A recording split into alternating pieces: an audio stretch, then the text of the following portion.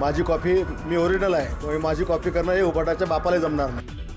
शिवसेना उबाठाच्या आंदोलनावर टीका करताना संजय गायकवाड यांची जीभ घसरली.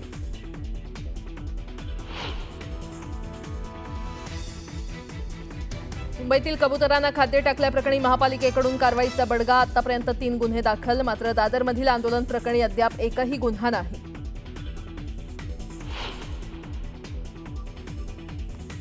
पंधरा ऑगस्टला चिकन मटण शॉप बंद ठेवण्याचा केडीएमसीचा निर्णय वादाच्या भोवऱ्यात. केडीएमसी समोर मटणाचं दुकान टाकणार, खाटीक समाजाचा इशारा.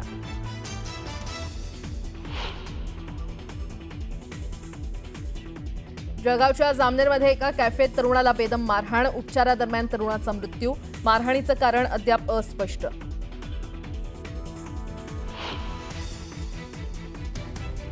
भिवंडीत भाजप युवा मोर्चा उपाध्यक्षासह आणखी एकाची हत्या. 4 ते 5 जणांनी कार्यालयात शिरून केली हत्या. हत्येचं कारण अस्पष्ट.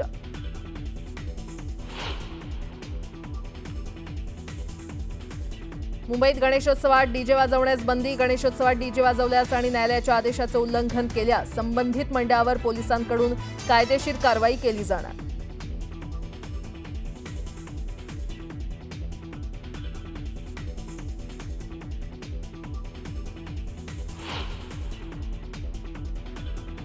कुंडेश्वर दर्शनाला जाताना महिला भाविकांचा टेम्पो दरीत कोसळून भीषण अपघात. अपघातात 10 महिलांचा मृत्यू, 19 जखमी. महिलांचा अपघातापूर्वीचा व्हिडिओ आला समोर.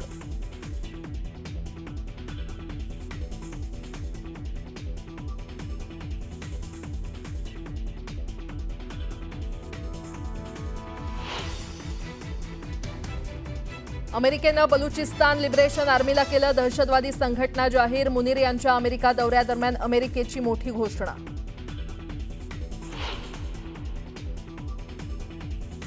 युक्रेनचे राष्ट्रपती झेलेन्स्की आणि मोदींमध्ये फोनवर चर्चा. युद्ध थांबवण्याच्या पार्श्वभूमीवर दोघांमध्ये बातचीत.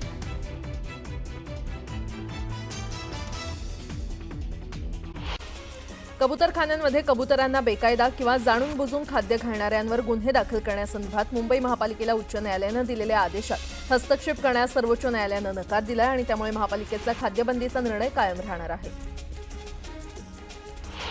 कबुतरखान्यासंदर्भात हस्तक्षेप करण्यास सुप्रीम कोर्टानं नकार दिल्यानंतर मुंबई पालिका आक्रमक भूमिकेत आलेली आहे. दुसऱ्यांदा कबुतरखान्यावर पालिकेनं लावलेली ताडपत्री काढण्याचा प्रयत्न केल्यास पालिका थेट पोलीस स्थानकात तक्रार दाखल करून गुन्हा दाखल करणार आहे.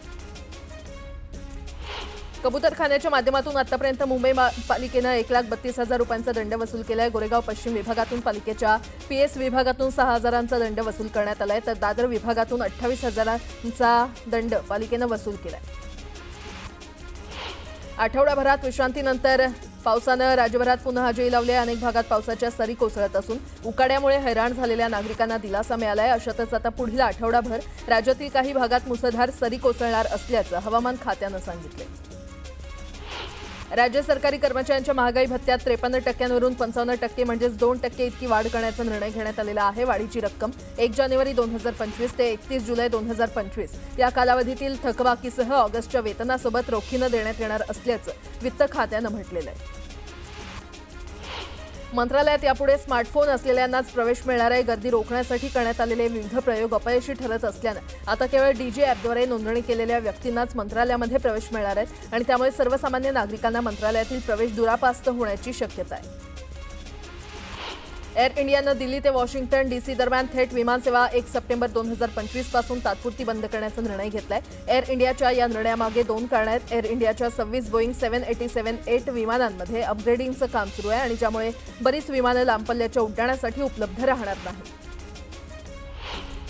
स्कूल बसचे वाढीव मासिक दर परवडत नसल्यानं आपल्या मुलांच्या वाहतुकीसाठी अनधिकृत रिक्षाचा पर्याय निवडणाऱ्या राज्यातील तमाम पालकांना दिलासा देण्यासाठी राज्य सरकारनं धाडसी पावलं टाकलेली आहेत. शाळकरी विद्यार्थ्यांच्या सुरक्षित वाहतुकीसह रोजगाराच्या संधीसाठी परिवहन खात्याकडून स्कूल व्हॅन परवाने वाटप खुले करण्यात येत आहेत. याबाबतची अधिसूचना जारी होईल अशी माहिती परिवहन मंत्री प्रताप सरनाईक यांनी दिली आहे. सीएसएमटी पासून खोपोलीपर्यंत 15 डब्यांच्या सेवा वाढवण्यासाठी तयारी करण्यात आलेली आहे. त्यानुसार ऑगस्ट अखेरपर्यंत सीएसएमटी कल्याण दरम्यान धीम्या आणि जलद मार्गावरच्या 10 स्थानकांवर 20 प्लॅटफॉर्म आणि कल्याण ते कसरा आणि खोपोली मार्गावरील 24 स्टेशनच्या प्लॅटफॉर्मची लांबी वाढवण्यात आली आहे. भविष्यात म्हाडाच्या घरांच्या किमती 8 ते 10% घटणार आहेत. सामान्यांना परवडणाऱ्या दरात घरं उपलब्ध व्हावीत म्हणून म्हाडा सातत्यानं प्रयत्नशील आहे. मात्र घरांच्या किमती निश्चित करताना रेडी रेकनर दराशिवाय विचारात घेतला जाणारा प्रशासकीय खर्च, बांधकाम साहित्याच्या किमतींमधील वाढ, गुंतवणुकीवरील व्याज आदी बाबी गृहीत धरल्या जात असल्यानं किमती फुगत आहेत.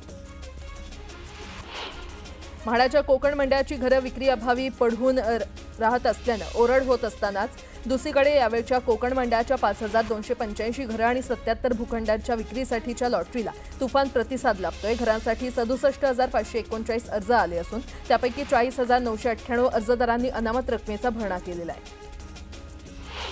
कल्याण शिळ रोडवर कल्याण तळोजा मेट्रो मार्गाचं काम सुरू आहे. मेट्रोच्या कॉन्क्रीट खांबावर गर्डर ठेवण्याची कामं करण्यात येणार आहेत. 11 ते 30 ऑगस्ट या कालावधीमध्ये 3 टप्प्यात ही कामं करण्यात येणार आहेत. या कामासाठी कल्याण शिळ रोडवर रात्री 12:15 ते पहाटे 5 वाजेपर्यंत वाहतूक बदल करण्याचा निर्णय घेण्यात आला आहे.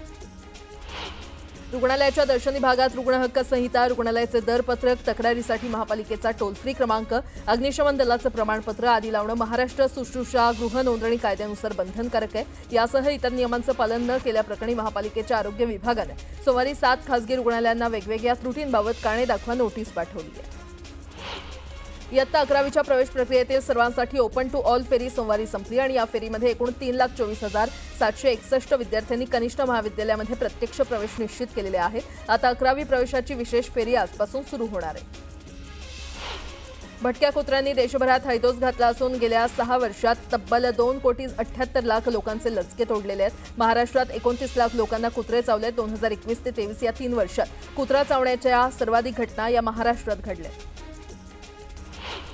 राज्यभर सुरू असलेल्या संततधार पावसामुळे भाजीपाल्याचं उत्पादन वाढलेलं आहे. ग्राहकांकडून मागणी वाढल्यामुळे आवक भरपूर होत असल्यामुळे बाजारभाव नियंत्रणात आलेले आहेत. तर श्रावणात दर नियंत्रणात आल्यामुळे नागरिकांनी समाधान व्यक्त केलंय.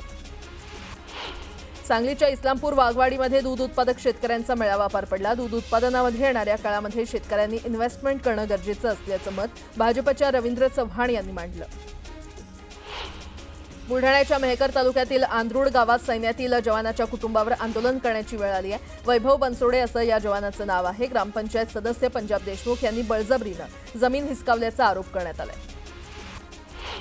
गणरायाच्या आगमनाला अवघे काही आठवडे शिल्लक असताना गणेश भक्तांची उत्सुकता शिगेला पोहोचलेली आहे. मावळातील कुंभारवाड्यामध्ये गणपती मूर्तींवर अंतिम रंगरंगोटी, डोळ्यांची सजावट, अंगभूषणं आणि दागिन्यांचा शेवटचा हात युद्धपातळीवर फिरवला जातोय.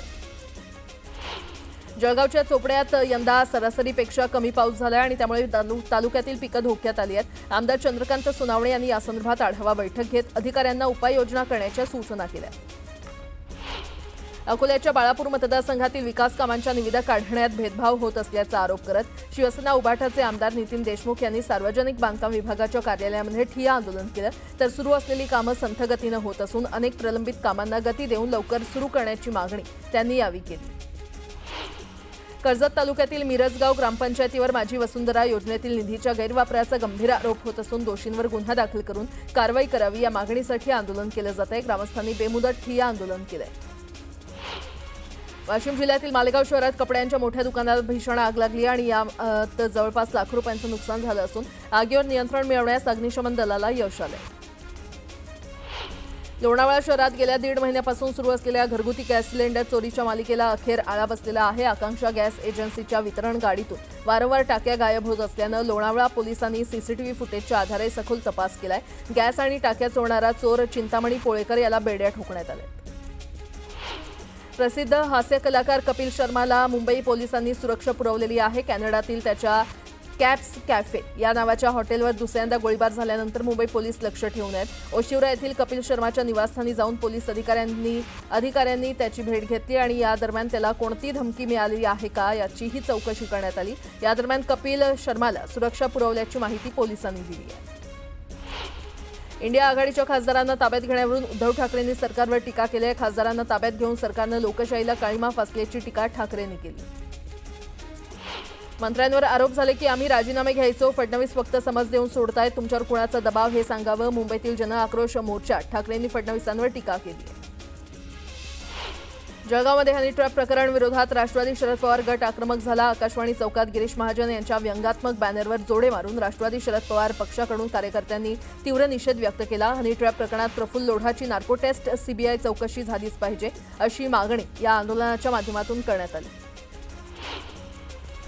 राहुल गांधींना जनता स्वीकारत नाही आणि त्यामुळे ते वैफल्यग्रस्त झालेले आहेत. त्यातूनच राहुल गांधी हे आंदोलन करतायत, तर मतदारांचा अपमान करत असल्याचा आरोप राधाकृष्ण विखे पाटील यांनी केला. चंद्रपूर जिल्ह्यातील विविध राजकीय पक्ष आणि जनसंघटनांनी एकत्र येत महाराष्ट्र विशेष जनसुरक्षा कायद्याविरोधात जोरदार आवाज उठवला. जिल्हाधिकारी कार्यालयासमोर धरणे आंदोलन करत आंदोलनकर्त्यांनी हा कायदा अनावश्यक आणि बेकायदेशीर तसंच संविधानिक मूल्यांची पायमल्ली करण्याचा असल्याचा आरोप केला. मुंबई हायकोर्टाच्या आदेशानुसार मुंबईत डीजे वाजवण्यास बंदी घालण्यात आली आहे. गणेशोत्सव काळात डीजे वाजवल्यास पोलिसांकडून कारवाई केली जाणार आहे. राजे रघुजी भोसले यांची ऐतिहासिक तलवार अखेर सरकारच्या ताब्यात आली आहे. लंडनमध्ये सांस्कृतिक कार्यमंत्री आशिष शेलार यांच्याकडे तलवार सुपूर्द करण्यात आली आहे. 18 ऑगस्टला तलवार मुंबईमध्ये आणली जाणार आहे. नाशिकमध्ये शिंदेंच्या शिवसेनेच्या बैठकीत राडा झाला. शरद पवारांच्या राष्ट्रवादीचा पदाधिकारी बैठकीत शिरल्याचा आरोप करत 2 गट आपापसात भिडल्यानं गोंधळ उडाला. एकमेकांची कॉलर पकडत शिवीगाळ करण्यात आली. भारतीय जनता पक्षाकडून मलकापूर शहरात तिरंगा रॅलीचं आयोजन करण्यात आलं. भाजपचे जिल्हाध्यक्ष आमदार अतुल भोसले यांच्या उपस्थितीमध्ये भारत माता की जय आणि वंदे मातरम अशा देशभक्तीपर घोषणा देत रॅली पार पडली. बुलढाणा जिल्ह्यातील सिंदखेडराजा तालुक्यात कमलाबाई माने यांची खासगी जमीन कुठलीही पूर्वसूचना न देता सार्वजनिक बांधकाम विभागाने आपल्या ताब्यात घेतली आहे. सार्वजनिक बांधकाम विभागाच्या या मनमानी कारभाराविरोधात सिंदखेडराजा वासियांनी तहसील कार्यालयावर मोर्चा काढला. शहरातील कमलाबाई माने यांची शेतजमीन त्यांना सन्मानपूर्वक परत देण्याची मागणी या मोर्चाच्या माध्यमातून करण्यात आली.